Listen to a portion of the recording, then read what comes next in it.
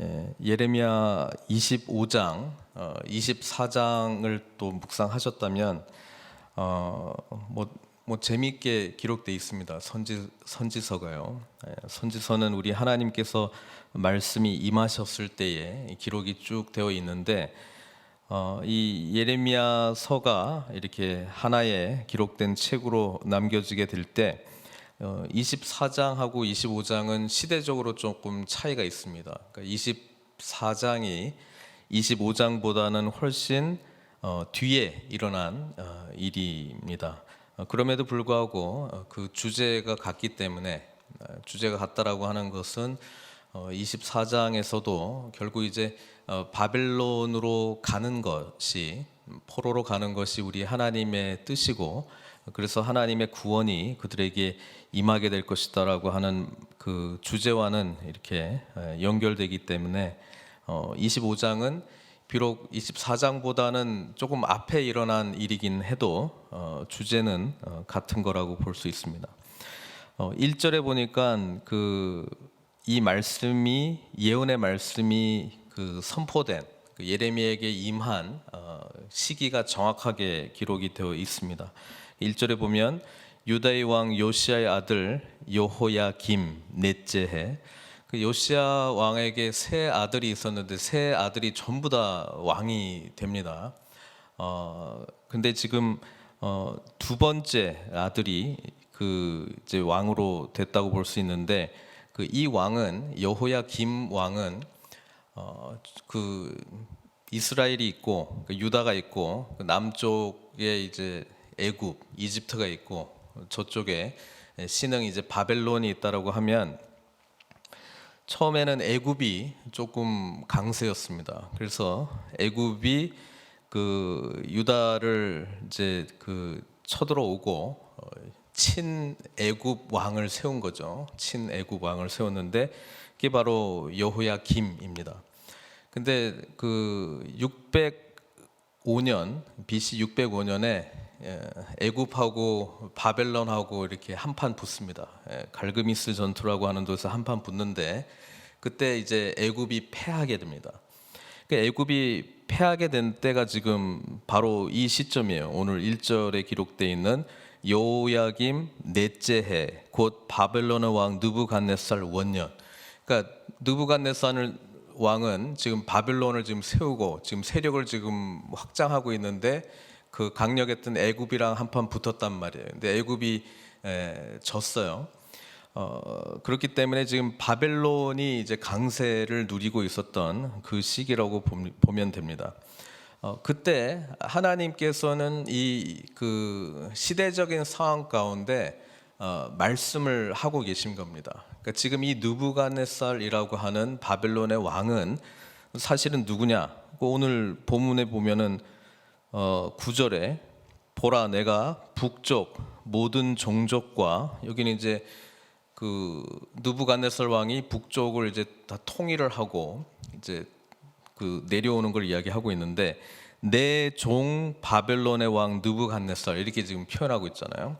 그러니까 느부갓네살 왕은 이제 바벨론의 왕이긴 한데, 이 바벨론의 왕 느부갓네살은 하나님의 종이다, 나의 종이다, 지금 하나님께서 지금 이렇게 말씀하고 있습니다. 그 말은 하나님을 잘 섬기는 종이라기보다는 지금 죄 가운데 있는 유다를 심판하기 위한 하나님의 도구가 된다라고 하는 것입니다. 그래서 지금 역사적인 사건, 애굽과 지금 바벨론의 이제 대결 속에 이제 바벨론이 점점 커져가고 있는 것을 통해서 하나님께서 곧 이들을 통해서 유다를 이제 심판하시겠다, 그런 말씀으로 우리가 이해하면 되겠습니다. 그럼 이때 좀 생각을 해야 될 게 뭐냐면, 여호야김 왕이라든지 그때 정치라고 해야 되나요? 그때 왕 주변에 있었던 사람들은 어떤 생각을 해야 됩니까? 애굽에 붙어야 된다, 바벨론에 붙어야 된다, 여러 가지 이야기들이 많이 나오고 있을 것입니다. 그때 하나님의 사람들은 애굽에 붙는 것도 아니고 바벨론에 붙는 것도 아니고 하나님께 우리가 신뢰하고 의지해야 된다라고 하는 강력한 믿음이 나와야 되잖아요. 근데 계속 나오지 않고 있는 거예요. 그들은 각자 자기들이 생각하기에 의지할 만한 것들을 계속 쫓아가고 있었다라고 하는 것이죠. 왕은 왕대로, 뭐 선지자들은 뭐 거짓 말씀들을 막 전하면서 성전이 있으니까, 예루살렘 성전이 있으니까 결코 망하지 않을 것이다. 이때까지 망한 적도 없고 앞으로도 망하지 않을 것이다. 그러니까 그것만 잘하면 된다. 그러면서도 뭐 우상 숭배는 우상 숭배대로 막 하는 것이죠. 백성들은 지도자들이 제대로 길을 안 보여주고 있으니까 그냥 눈에 보이는 대로 하는 거예요. 눈에 보이기에 굉장히 이렇게 매력적인 신들이, 바알 숭배라든지 몰렉이라든지 여러 가지 이방 신들을 섬기는 것들은 눈에 막 보이는 거거든요. 실제로 막 뭐가 되는 것 같고. 그러니까 거기에 이제 빠져 있는 상황 가운데에 하나님께서는 예레미야 선지자를 통해서 계속 말씀을 해 오고 있었습니다. 그래도 백성들은 여전히 듣고 있지 않았다라고 하는 것을 우리가 계속 예레미야 선지자의 말씀을 통해서 묵상해 왔죠. 어쨌든 그 배경을 하고 있습니다. 여호야김 넷째 해, 곧 바벨론의 왕 느부갓네살 원년에 유다의 모든 백성에 관한 말씀이 예레미야에게 임하니라. 그러니까 지금 바벨론이라고 하는 신흥 제국이 지금 막 일어나고 있고, 이럴 때 우리는 어떻게 해야 되는가? 그때마다 하나님께서 말씀하셨단 말이에요. 자, 2절에 보면 선지자 예레미야가 유다의 모든 백성과 예루살렘의 모든 주민에게 말하여 이르되, 3절, 유다의 왕 아몬의 아들 요시야 왕 13째 해부터, 13째 해부터는 BC 627년이에요. 그러니까 이때 예레미야가 우리 1장 보시면 그때부터 예언 활동을 시작을 한 거예요. 총 예루살렘이 멸망하기까지 한 40년 동안 예언을 했다고 보면 지금 거의 중간까지 온 거예요. 왜냐하면 3절에 보니까 13째부터 오늘까지 23년 동안 여호와의 말씀이 내게 임하기로. 그러니까 약 40년, 41년, 2년 정도의 사역 기간 동안에 지금 23년 지났으니까 지금 반 정도 한 거 아니에요? 반 정도. 여호와의 말씀이 내게 임하기로 이렇게 돼 있습니다. 자, 좀 생각을 해보세요. 예레미야 선지자가 사역을 시작한 지 지금 20 몇 년이 흘렀어요. 그리고 앞으로도 한 20년 정도가 좀 남아 있습니다. 하나님으로부터 받은 말씀을 열심히 전했어요. 근데 한 번도 그 말씀에 온당하게 반응한 적이 없어요. 그러니까 말씀은 계속 하나님 주시는데 이 선포되는 말씀에 대해서 백성들이 회개해야지 이렇게 느꼈던 적이 한 번도 없었습니다. 오히려 더 악해지면 악해지지. 그래서 저도 이제 말씀을 전하는 사람으로서 23년 동안이나 하나님이 주신 말씀을 계속 이야기하는데 반응이 아주 격한 반응이잖아요. 뭐 그냥 무시하고 조롱하고, 다른 또 말씀 전하는 선지자들은 아니다 그러고, 얼마나 괴로운 이 말씀 사역을 했는가 우리는 예레미야 선지자를 통해서 또 보잖아요. 근데 이전에 너무 힘들어가지고 전하고 싶지 않은 적도 있었습니다. 그렇죠? 예레미야 선지자가 스스로 그렇게 이야기했죠. 근데 내 마음이 불붙는 것 같아서 내가 견딜 수 없나이다 이렇게 고백을 해요. 그러니까 하나님의 말씀을 받은 사람은 이 전하지 않고는 배길 수 없는 거예요. 근데 이 말씀이 선포될 때마다 거의 돌아오라고 하는 말씀인데, 초반에는요 돌아오지 않으니까 결국은 심판을 작정했다라고 하는 그 메시지가 계속적으로 이어져 가고 있었다라고 하는 것입니다. 자, 23년이라고 하는 것이 예레미야 입장에서는 그렇고요.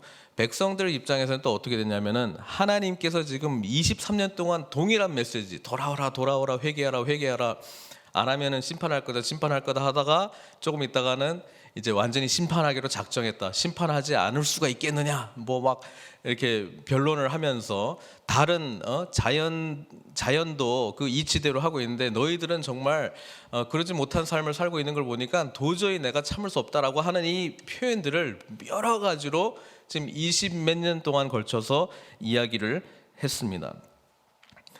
4절이 또 중요한 거는 예레미야만 또 전한 게 아니더라고요. 뭐라고 하나님께서 그랬냐면 그러므로 여호와께서 그의 모든 종 선지자를 너희에게 끊임없이 보내셨으나 이렇게 되어 있습니다.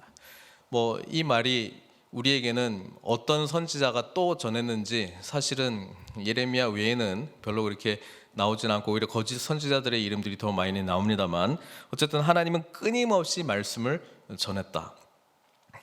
그런데 백성들은 순종하지 않는 반응으로 보였다.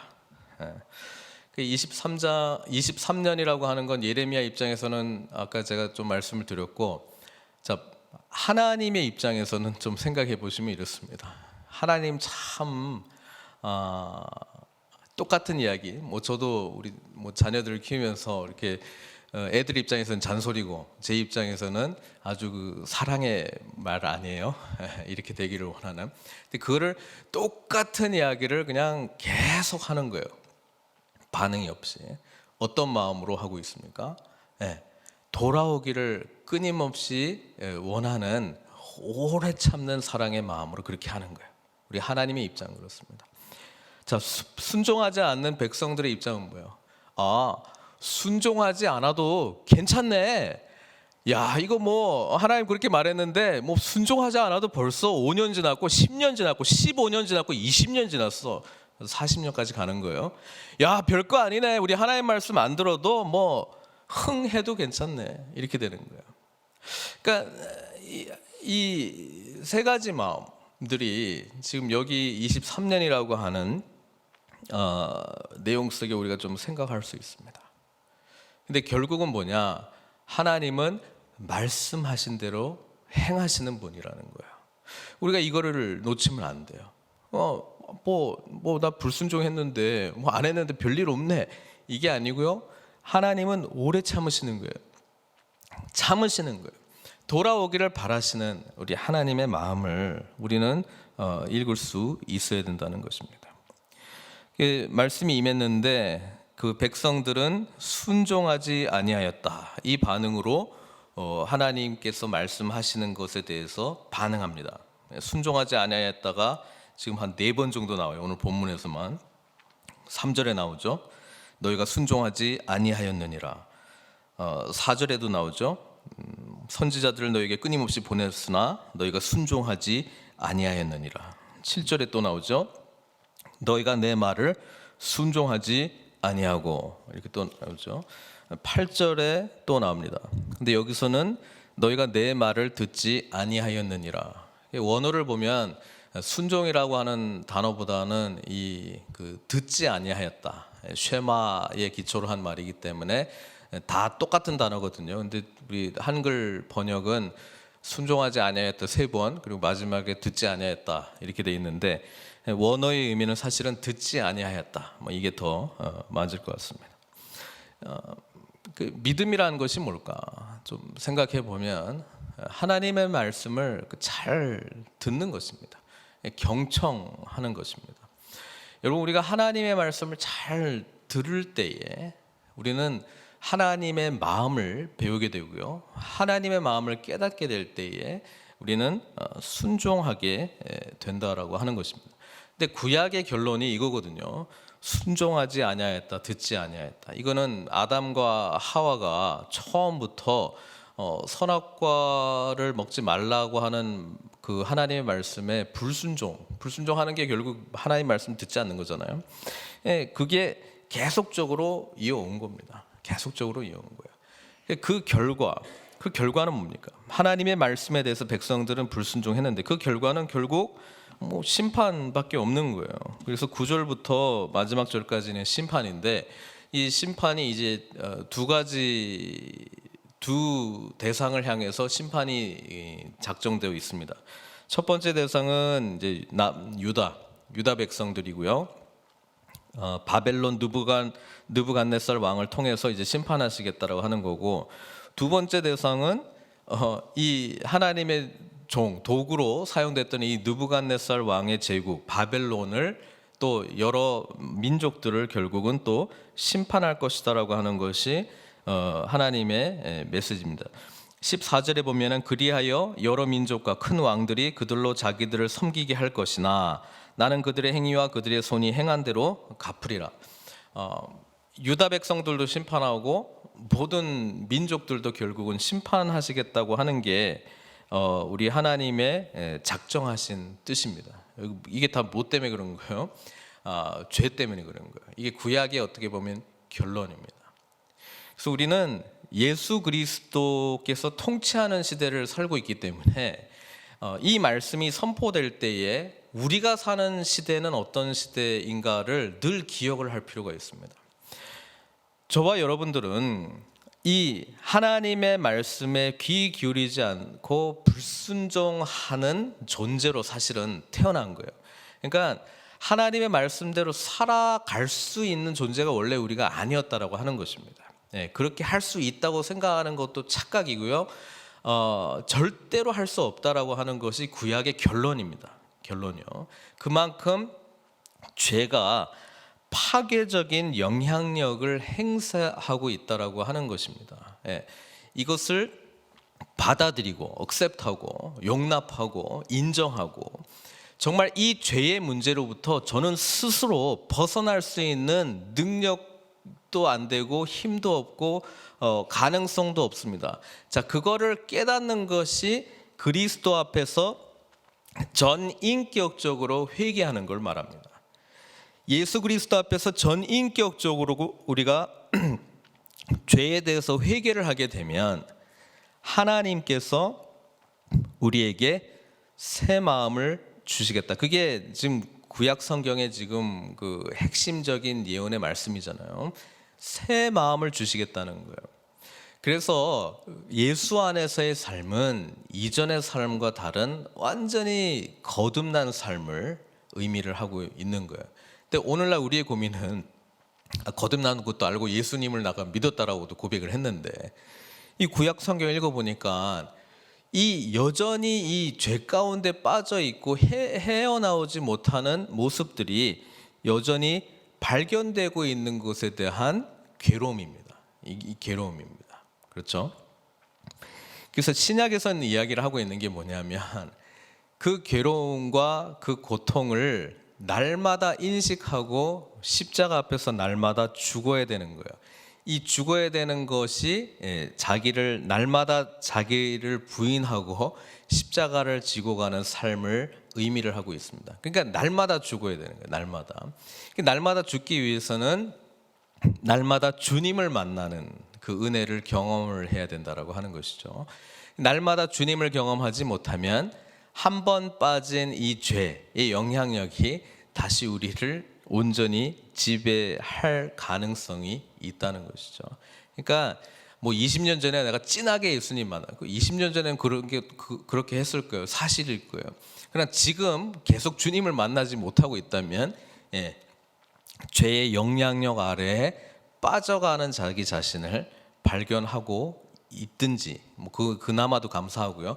아니면 그렇게 되고 있는 그 자신을 아예 인지하지 못한 상황으로 갈 수도 있다라고 하는 것이 우리가 늘 이 세상을 살아가는 영적 전쟁이라고 하는 그런 눈으로 늘 바라볼 수 있어야 된다라고 하는 것입니다. 그래서 늘 주님 앞에 나아가게 하기 위한 영적인 훈련 아니면 내 자신을 형성해 나가는 영적 그 훈련들이 있어요. 그 중에 우리가 잘 아는 뭐 말씀 읽기, 말씀 묵상하기, 뭐 기도하기, 그렇죠? 이 모든 것들은 사실은 우리가 그리스도께로 향하도록 도와주는 역할입니다. 그 자체가 우리를 구원하는 것하고는 차원이 틀린 이야기고요. 그 자체가 우리의 어떤 행위로 뭐가 우리 의롭게 되고 이런 건 아니고 그리스도로 향해 가기 위해서 우리를 형성해 준다라고 하는 겁니다. 그러니까 이것마저도 놓쳐버리면 그냥 무방비 상태로 우리를 내어놓는 거고요. 그럼 바로 죄의 영향력 아래 빠져갈 수밖에 없는 것이 우리 인간의 현 주소라고 하는 것입니다.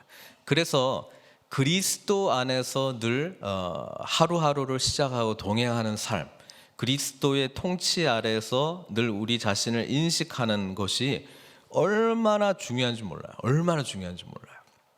왜냐하면 그런 것들로 하여금 우리가 예수님께로 나아갈 수 있는 그런 그 안내하는 역할을 감당하게 되기 때문에 그렇습니다. 그래서 오늘 본문에서는 사실 이 불순종할 수밖에 없는 우리 인간의 전적 타락의 모습을 우리가 보기도 하지만, 또 심판하실 수밖에 없는 우리 하나님의 공의로우심을 보기도 하지만, 그러나 이 심판으로부터 우리는 살리심을 받은 그 구원의 은혜를 예수님의 보혈의 공로 가운데 있다라고 하는 것을 늘 볼 수 있어야 된다라고 하는 것입니다. 그러니까 이것을 볼 때에 우리는 이 영원한 죄로부터 말미암은 심판의 저주로부터 벗어난 존재라고 하는 것을 알게 되고, 벗어난 존재이기 때문에 이제는 하나님을 위한 뭡니까? 비전과 목적과 뜻을 가지고 살아가는 하나님 나라 백성이 비로소 되었다라고 하는 것이죠. 그 인식 속에서 늘 살아가는 자는 계속해서 하나님의 꿈을 꾸게 되고, 하나님의 꿈을 계속 꾸고 있는 사람은 성령의 지배를 온전히 받고 있는 삶을 향해서 나아가고 있기 때문에 성령 충만의 은혜를 지속적으로 경험하게 된다라고 하는 거예요. 근데 신약에서 예수 그리스도께서 이것을 가능하게 하기 위하여 솔로의 길을 결코 제시하지 않고 교회라고 하는 공동체를 통해서 반드시 이것이 이루어진다라고 하는 것을 처음부터 깔아놨습니다. 그래서 어떤 의미에서는 예수님도 필요하지만 예수님을 잘 섬기고 있는 믿음의 공동체도 우리 가운데 필요한 필수적인 신앙생활에서 중요한 내용이라고 하는 것입니다. 왜냐하면 거기에 치열하게 이 죄된 옛 모습, 또 죄 가운데 싸워내는 우리의 투쟁과 아픔이 있고요. 그리고 그 과정 가운데 그럼에도 불구하고 역사하고 계신 주님을 만날 수 있기 때문에 그렇습니다. 그래서 이 공동체 은혜를 잘 중요하게 생각하지 않고 뭐 다 똑같고 뭐 이 사람 때문에 힘들고 그런 것만을 바라본다면 사실은 복음이라고 하는 능력을 굉장히 개인화 시켜버리고, 우리는 지금 주님께서 이 몸된 교회를 통해서 이루시고자 하는 그 영광을, 사실은 그 엄청난 영광을 우리는 배제하고 있는 것을 또 생각할 필요가 있다라고 하는 것입니다. 어쨌든 이 구약의 메시지가 계속해서 죄, 심판에 대한 메시지이지만, 사실은 이 메시지를 묵상하면 묵상할수록 그리스도 안에 있는 우리의 이 풍성한 은혜를 더욱 우리는 깊이 깨달아야 될 줄로 믿습니다. 그래서 다시 말씀으로 우리가 돌아가면은요, 늘 메시지가 이거예요. 5절이죠. 돌아오라, 이거예요. 돌아오라, 이 메시지를 전했습니다. 그러나 그들은 돌아오지 않았고, 6절에 보면 우상 숭배를 했고, 그리고 자신들의 손으로 만든 것으로서 하나님의 노여움을 일으키는, 그렇죠. 자신들의 손으로 만들었다라고 하는 이 7절의 표현, 결국은 뭐냐면 스스로가 이 삶의 의미를 뭔가 찾으려고 하는 것을 만들었다라고 하는 것이고, 또 그것을 통해서 자신에게 행복이라든지 어떤 기쁨을 누리게 하는 하나님 아닌 뭔가를 대체했다라고 하는 것을 지금 이야기를 하고 있습니다. 그거는 죄 가운데 있는 인간은 어쩔 수 없이 가게 되는 길이에요. 왜?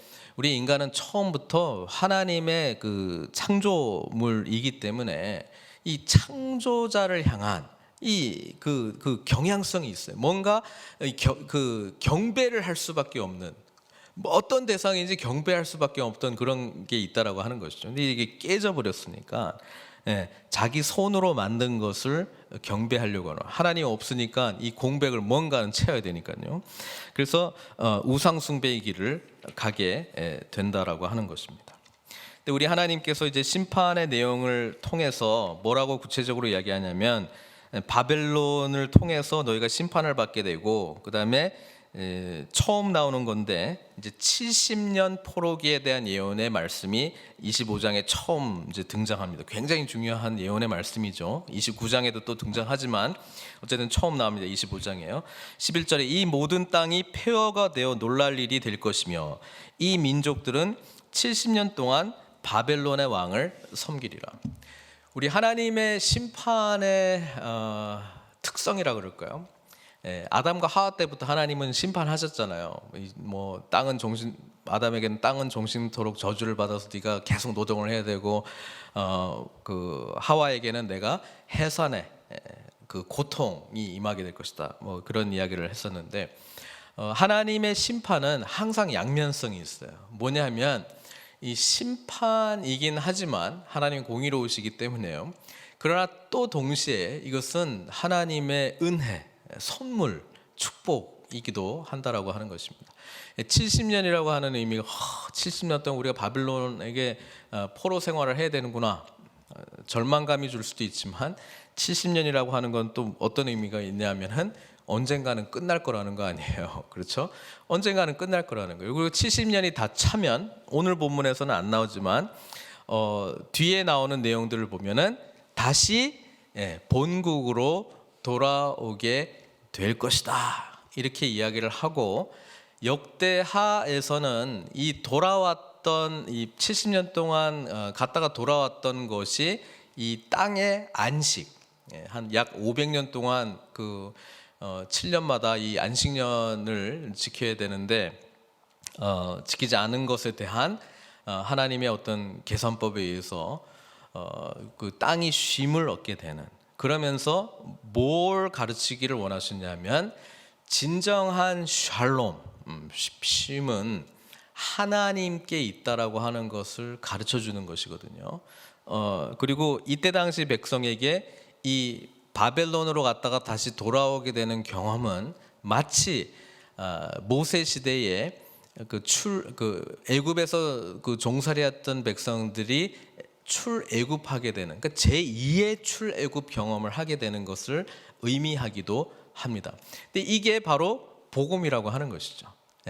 우리로 하여금 이 땅에서의 삶은 사실은 죄 가운데 죄가 지배하고 있는 세상 가운데서부터 우리가 노임을 받고 해방을 받고 하나님의 나라 가운데 나아가게 된다라고 하는 것과 그리스도 안에서의 그 풍성한 하나님의 나라에서 참된 은혜와 자유, 쉼을 얻게 되는 그 엄청난 축복을 누리게 되는 것이 바로 예수 그리스도를 통해서 우리에게 주신 70년 이후의 일시적인 나라가 아니고, 또 출애굽 이후에 결국은 약속의 땅에서 타락하게 될 일시적인 나라가 아니라 영원한 하나님의 나라가 우리에게 비로소 주어진다라고 하는 소망을 사실은 이 메시지 안에서도 우리가 볼 수 있어야 된다라고 하는 것입니다. 정리하겠습니다. 오늘 사실 중요한 메시지이긴 한데요, 구약의 결론의 말씀입니다. 계속 반복적으로 나왔다라고 하는 것은 하나님은 결코 포기하지 아니하시고 오래 참으시는 하나님이신 것을 우리는 볼 수 있어야 된다는 것입니다. 그 오래 참으시고 포기하지 아니하시는 하나님은 우리에게 다시 돌아오기를 원하고 있는데, 예수 그리스도를 받아들인 우리에게는 지금 즉시 십자가 앞에 나아가기만 하면 이 놀라운 은혜와 자유 그리고 기쁨을 온전히 누릴 수 있다라고 하는 말씀을 우리는 기억해야 된다는 것입니다. 하나님은 공의로우십니다. 그래서 심판하실 수밖에 없으십니다. 그러나 그 심판을 예수 그리스도께서 친히 다 담당하셨습니다. 하나님은 우리로 하여금 70년의 바벨론 포로기에서 구원하실 분이십니다. 우리를 영원한 이 죄의 굴레로부터, 이 죄의 영향력, 파괴적인 영향력으로부터 영원히 구하실 분은 우리 주님이십니다.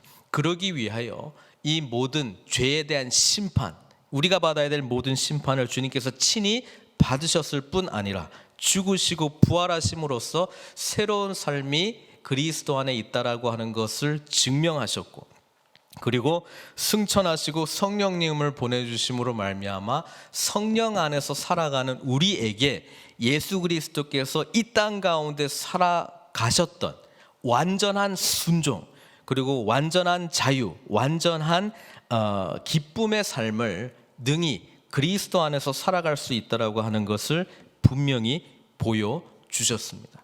그 은혜를 온전히 아멘으로 받아들이신 저와 여러분들은 그 그리스도 왕이신 주님을 온전히 찬양하며 오늘도 어떤 상황 가운데 있든지 불구하고 그리스도의 전인격적인 사랑과 은혜 속에 함께 나아가시는 저와 여러분들 되시길 주님의 이름으로 축원드립니다.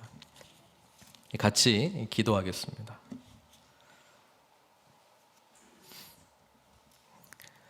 시대적으로 보면 이때 당시가 굉장히 혼란스러운 시기였습니다. 애굽, 기존에 믿었던 애굽을 쫓아갈 것인가, 신흥 바벨론을 쫓아갈 것인가, 어떻게 해야 되는가. 그때 아무리 하나님께서 말씀을 하셔도 듣지 못했습니다. 우리는 하나님의 것입니다. 이 세상은 하나님의 것입니다. 우리의 모든 주어진 것도 하나님께서 주신 것입니다. 오늘 말씀 가운데 그리스도의 통치 아래 가운데로 나오기를 원하시는 하나님의 마음을 읽으십시오. 그리고 정말 이 죄로부터 벗어나는 것이 얼마나 하나님의 은혜 가운데 나아가는 것인가를 깊이 또 생각하시기를 바랍니다.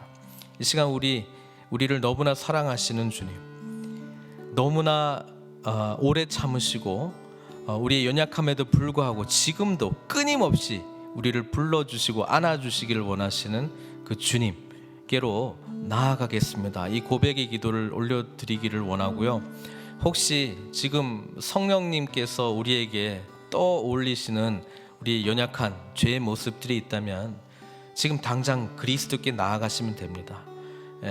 용서해달라고 구하시고 성령의 지배 안에서 이제는 주님이 기뻐하시는 삶을 살겠노라고 결단하시는 시간을 좀 가졌으면 좋겠고요. 그 다음에 구약의 결론은 결국 죄 그리고 심판입니다. 그러나 우리는 예수님께서 통치하시는 나라 가운데 살고 있기 때문에 이것이 더 이상 우리에게 절망이 아니고요, 70년이 끝난 그 이후에 소망이 우리에게 있다는 것을 기억했으면 좋겠습니다. 그리스도 안에서 다시 시작이 있고요, 그리스도 안에서 무한한 용서와 사랑이 있고요, 그리스도 안에서 우리에게 참된 자유와 참 행복이 있다는 것을 다시 한번 기억하시고 그리스도의 통치 아래 주님의 뜻 가운데 성령의 지배와 인도하심 가운데 살겠노라 결단하시는 시간, 우리 기도로 우리 하나님께 올리도록 하겠습니다. 우리 주여 한번 부르시고 같이 통성으로 기도하도록 하겠습니다. 주여! 사랑하는 하나님 아버지, 여호야김 왕 시대처럼 혹시 우리 마음 가운데도 무엇을 더 붙들어야 되는지 혼돈 가운데 혹 있지는 않습니까? 그 가운데 말씀하시는 주님의 음성 들을 수 있도록 우리의 마음을 열어주시고 하나님 아버지 주님을 온전히 붙들고 신뢰할 수 있는 은총의 길로 은총의 발걸음을 내어드릴 수 있도록 저희들을 도와주시옵소서. 구약의 결론은 결국 죄로 말미암은 심판이었습니다. 그러나 우리는 신약의 결론을 믿는 사람들입니다. 주님께서 죄와 사망 권세를 이기시고 우리에게 아버지 하나님 참된 하나님 나라를 품은 하나님 자녀다운 삶이 무엇인가를 보여주셨사오니 아버지 하나님, 오늘 저희들의 연약함 가운데서도 우리 다시금 주님 십자가의 은혜를 다시금 붙들게 하여 주시고 일어서며 아버지 하나님, 정말 절망이 아니라 좌절이 아니라 주님 안에서 소망하고 아버지 하나님 기뻐하며 다시금 일어서며 꿈을 꾸며 아버지 하나님 십자가 보혈의 은혜 속에서 주님 나라 향하여 한 걸음 한 걸음 내어딛는 믿음의 은총, 믿음의 자녀들이 받을 수 있는 은총을 우리 모두에게 허락하여 주시옵소서. 우리 모두 주님 없이는 살아갈 수 있는 존재들이 아님을 다시 한번 고백드리오니 아버지 하나님 한량없는 하늘의 은혜를 우리 모든 심령 가운데 부어 주시옵소서. 모든 것 주님께 의탁드리옵고 예수님의 귀하신 이름으로 기도드리옵나이다.